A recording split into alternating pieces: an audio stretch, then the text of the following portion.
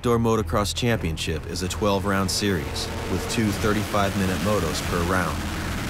The series begins at Hangtown in Northern California and navigates its way through the American landscape during the sweltering days of summer.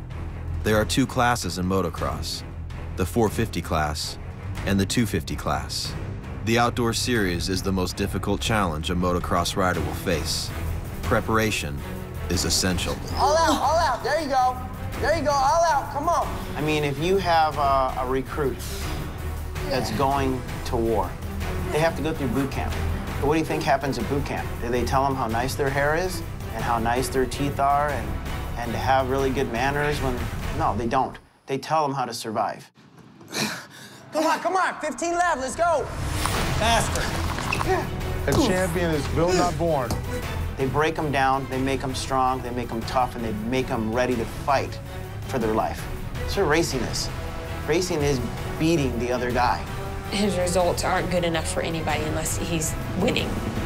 I mean, once I moved up to the big bikes, really, it's business. Go, man, go! Everyone's going to be out there, everyone's going to be hurting. It's just the guy that can suffer the most is going to win. Kill or be killed. It's a war. Come on! Come on! It is a fight defined by those left standing. Before you get to Hangtown, the list of contenders is huge. When you get to the last race, it seems like that list is narrowed down to one or two guys every year. A beautiful and brutal school that teaches all of life's lessons. Even if you do have what it takes, if you don't believe it, it doesn't matter. Where one family's livelihood is pitted against another's. An 8-episode series with 5 devoted to the renowned 450 class and 3 showcasing the struggles of the 250 class proving grounds. Survival, pride, immortality. This is why we race. Welcome to Season 2 of the Moto, Inside the Outdoors.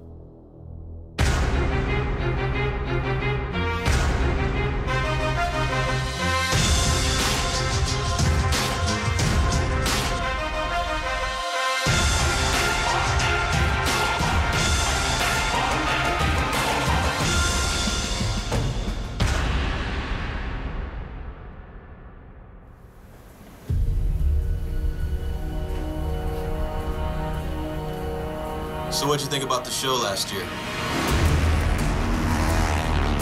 You understand, I'm not leaving here until you have 5 starts, 5 whole shots. When folks and race fans got to see the show last year, they saw the true passion behind racing. They got to see the real grit and the real intensity that it takes to win championships and win races.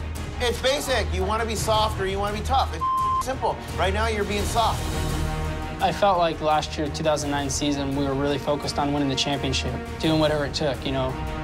We saw very clearly the opportunity to win a championship, and we began to win races like amateur days.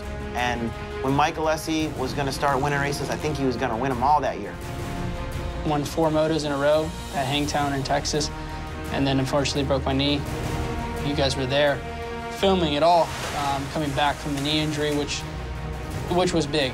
I mean, to say the least. I mean, there's not a lot of people who can do that. You know, have an injury and then immediately back on the bike within 2 weeks. I mean, that's pretty crazy. Mike Alessi still putting on a very valiant effort, but Josh Grant, the next rider to try to go around the 800 at Grant. Oh, and Alessi goes down! Alessi goes down!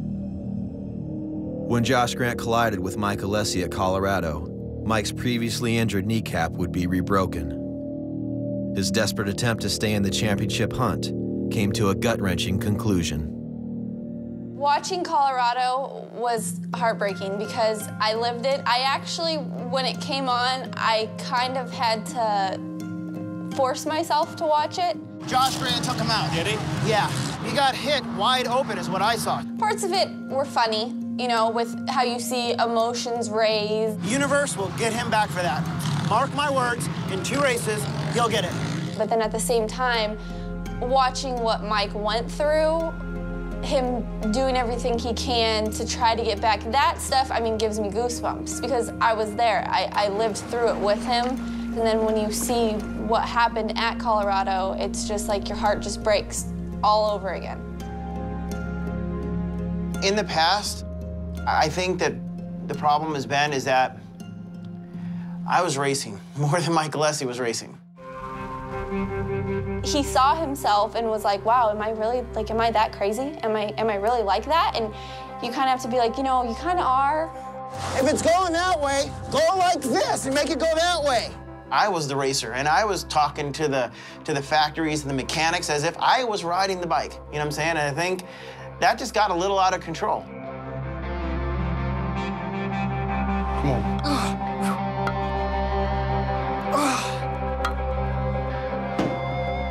Yeah, I want to get one thing straight. I mean, I hired my dad to be there to help me, to push me.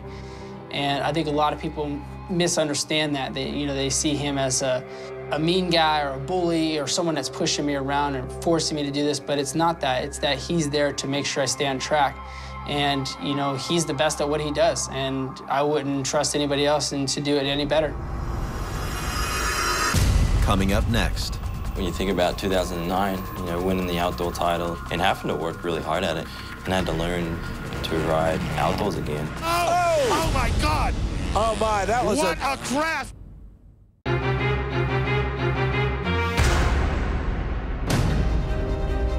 For the defending champion, it's a new year and a new life. The outdoors have always been a struggle for Chad Reed, testing his patience and composure. A lot of times people see you're all mad and pissed off, but that's just you not being happy with yourself and wanting more. And I think that that's a positive thing, you know? Yeah, you may always seem like you're mad, especially when you've raced Ricky Carmichael for the last 6 years or whatever it was, and that was really the issue. Just not being happy that I couldn't beat Ricky outdoors. And, you know, Ricky was the guy, and I worked so hard to try and beat him. Last season, Reed finally fulfilled a lifelong dream and won his first outdoor championship. When you think about 2009, you know, winning the outdoor title and having to work really hard at it. Oh my God! Oh my, that was what a crash! It didn't come easy to me. I had my own issues that I had to deal with, and I had to learn, you know, to ride outdoors again. It's outdoors. Hadn't done it for a while. Gotta go back to school. Reed labored through the early rounds of the outdoor season. Fortunately, he had the benefit of working with two of the sport's most accomplished technicians, Roger DeCoster and Goose. Chad Reed moved to the #1 position. Together, the trio began to chip away at the title. I loved working with Goose and Roger, so it was an absolute blast. That will be 4 in a row in his 7th Moto win of the season. To achieve the goal of winning a title at the end of the year was awesome. His mechanic Goose cheering him on. He goes into the history books, Chad Reed! A lot changed after that, you know, it was a big kind of craziness, you know, the whole economy, the way, you know, it's affecting race teams, and, you know, it wasn't possible for me to stay at Suzuki, and it was tough. It was really tough to walk away from something that you're happy with. Chad Reed enters the 2010 outdoor season wearing the #1 plate. But he now rides a green bike for Team Kawasaki. Perhaps Reed's exit from Suzuki was inevitable. Ryan Dungey had built his career on a Suzuki, and the time had come for him to be the company's premier 450 rider. Last year in 2009, Dungey won the 250 Outdoor National Championship. I was really focused on winning that outdoor championship. That was something that outdoors kind of came not so easy. Dungey went down. Ryan Dungey goes down hard. Dungey battled with rival Christophe Purcell down to the 12th and final round. He trains at Ricky Carmichael's house. Carmichael constantly in his ear telling him what to do. He applied the philosophy of the greatest motocross rider of all time in order to overcome Purcell and win the outdoor championship. Like Ricky Carmichael before him, Dungey must train incessantly in order to silence the voices of doubt within him. I want to keep going, you know, it's like as soon as I feel like I settled, I'm going to lose it, you know. I can't have fun sometimes because I feel like I'm going to lose my edge. I don't know why. Holding fast to the environment that fostered his success, Dungey continues to train at the Carmichael Ranch. There are no frills, no amenities, only the ghosts of the past that witnessed greatness. Remarkably, Dungey has accomplished the unthinkable, winning the 2010 450 Supercross title in his rookie season. He was the first rookie to do that since Jeremy McGrath, so pretty special moment for Ryan. Despite being a rookie in the 450 class, Dungey's momentum has made him a favorite, coming into round 1 at Hangtown.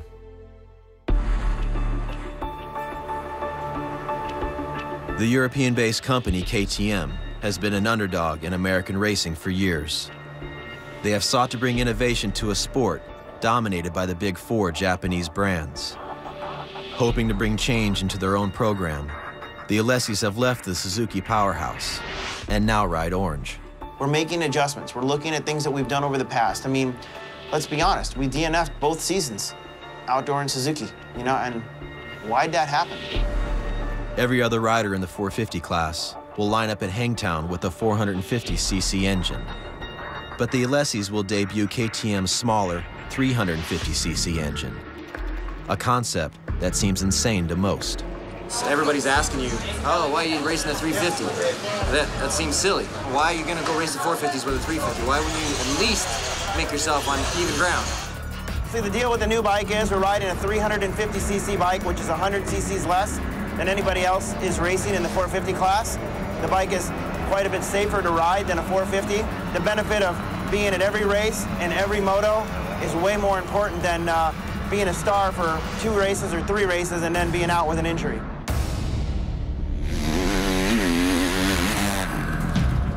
I like that. Feels good. You look pretty comfortable.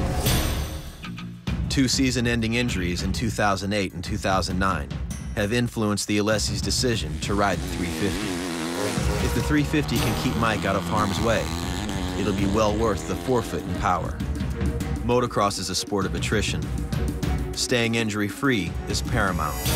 Last year, 4 out of the top 5 contenders were eliminated by physical ailments.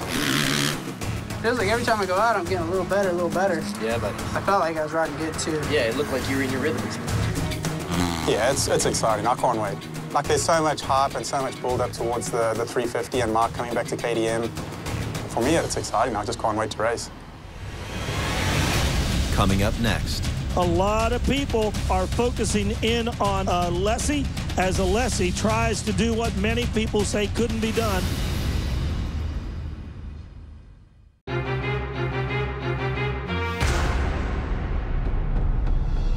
Hangtown Raceway, Sacramento, California.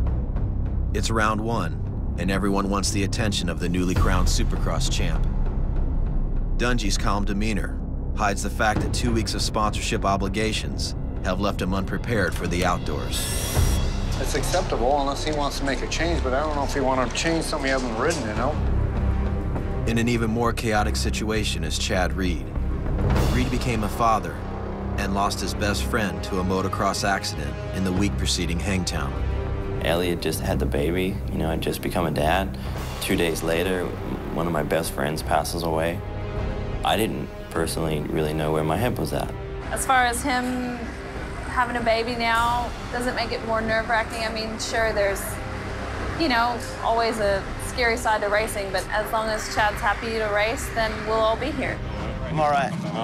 How's Mike look out there today? Really good. Thanks for asking. For the Alessis, preparation is not an issue. Today is an opportunity to fulfill their destiny. Mike Alessi, his goal and his life pursuit is to win a championship. I think as soon as he was born, they had him on a motorcycle. Alessi has been around a long, long time. There's no question about that. So it's Grant Alessi. All right, copy. Josh Grant and the Alessis have feuded since their days as amateurs. Their rivalry escalated last year when Josh and Mike collided, ending Mike's season. Josh Grant. Every time I punch that guy in the face. The Alessi family, I can't even describe it into words, but we've all dealt with their group, and it's never stopped. Yeah, I just don't understand how JG was so much faster than everybody. Do you agree he's going to go to 7? That's Josh Gransky every year, 7 left of the box. We don't really want to control him because we actually want him to go for the start and then drift outside. Because then he'll end up being like 3rd or 5th place start. Because it's going to be between me and him for the start, for sure. A lot of people around the world are focusing in on Alessi as Alessi tries to do what many people say couldn't be done, and that is give up 100 cc's to the field. Your bike's way faster out of the hole than his will be. Rob, are you ready to rock and roll today? What do you think? I'm ready. Come on, get up and make some noise, people! This is Outdoor Motocross!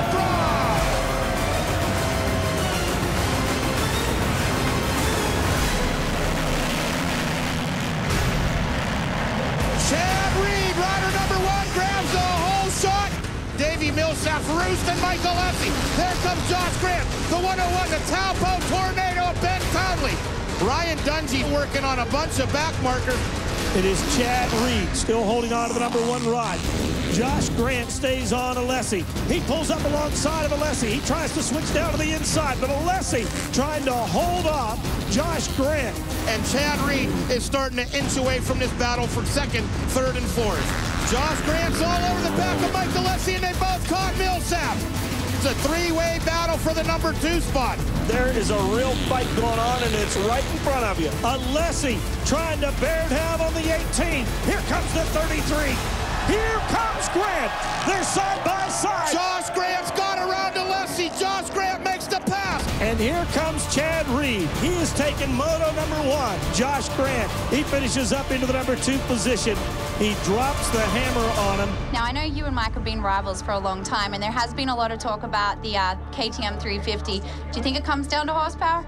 Well, obviously, look what happened. When you started talking about, oh, this thing, you know, it's not all about horsepower, it's about the perfect amount of this and the perfect amount of that, we're just like, we're laughing. Like, you gotta be kidding me, right? While a 4th place finish was respectable, the Alessis lost a demoralizing battle with their rival. Kelly, everything okay? However, there are 2 motos in an outdoor motocross national, providing the Alessis a second chance to prevail. Chad Reed was what, 3 over? Was he 2 over or 3 over? For much of his career, Mike Alessi has relied on his starting ability to give him an early advantage. Guess who's got the whole shot, Jimmy Hawley? Number 800, Mike Alessi. With the smaller engine, many thought his greatest asset would be obsolete. Remember, he's gonna jump out there, but those guys are gonna pull him at the end of the straightaway. I mean, if you really think about it, you gotta think about the numbers and, okay, yeah, is a 450 gonna outstart a 350? Well, of course. You should probably get ready. Okay, dude. I mean, you need to be thinking about your shifting.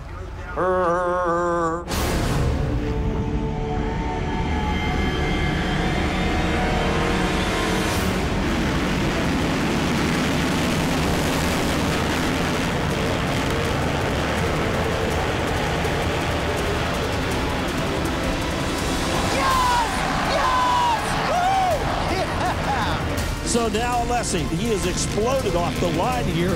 350 cc's. Beat all the 450 cc's into turn number 1. Where is Chad Reed? He's running about 7th or 8th position, Rob. Chad Reed is now going after Kyle Regal. Chad Reed starting to assert himself here in Moto number 2.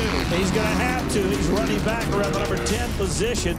Ryan Dungey, the Supercross champ, I'm sure he's not having the type of moto that he would have enjoyed having to kick off the season. Dungey in 11, Grant in 12. Some pretty big names now running about mid-pack, and they've got to get onto the gas. Mike Alessi has destroyed the field at the beginning here of Moto number 2. He's already through the Lucas Oil finish line, and these guys are 2 corners away from where he's at. Yes! Reed is trying to get around to Dyker. Reed lands right beside and picks up the spot from Ken to Dyker. Reed has moved up into that number 5 position, and Metcalf is going to have his hands full. Metcalf opening up a bunch of eyes with his 450 performance, but Chad Reed once more. Reed goes on to the inside. He got the pass done. He's got the pass done. And Mike Alessi has proved a point. He has proved that 350 cc's is about all you need. Ladies and gentlemen, on a 350 cc KTM, you got to hand it to the orange team and Mike Alessi. They have won Moto #2. That's awesome. And a hug from his mechanic as they cross the finish line. All right, Mike, there's been a lot of controversy around your bike. You are debuting the new KTM 350 today. Obviously, not lacking horsepower out there in Moto #2. Yeah, it was a great moto. We got the whole shot. I think we answered a lot of people's questions that if the bike can't start with the 450s, I guess that's done. Everybody, I think, from KTM was 3 feet off the ground. I went straight up. Like, I was freaking out, jumping around. I was hugging every orange guy that I saw around us. That was beautiful. That makes you happy. I'm really happy right now. That's awesome.